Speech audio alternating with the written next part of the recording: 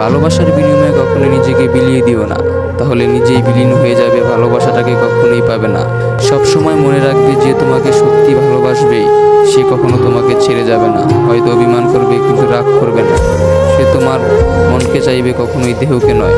যে দেহ চাইবে সে তোমাকে কখনোই ভালোবাসেনি। তাই তাকে যত দ্রুত ভুলে যেতে পারবেন, আপনি তত বেশি ভালো থাকতে পারবেন। অপেক্ষা সবাই করতে পারে না, আর যারা অপেক্ষা করতে পারে তাদের ভালোবাসা কখনো মিথ্যা হয় না। জীবনের যে স্থানেই তুমি থাকো না কেন, থেমে যেও না, কারণ আরো ভালো কিছু তোমার জন্য অপেক্ষা করছে। প্রিয় মানুষটির জন্য অপেক্ষা করার মাধ্যমে এক গভীর ভালোবাসা লুকিয়ে থাকে। একটি সম্পর্কে দুই ধরনের মানুষ থাকে, একজন অপেক্ষা করায় আর একজন অপেক্ষা করে।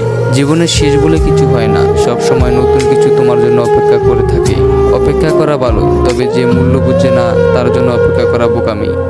তাকে কখনো ব্যস্ততা দেখিও না, যে তোমার সাথে কথা বলার জন্য অপেক্ষা করে বসে থাকে।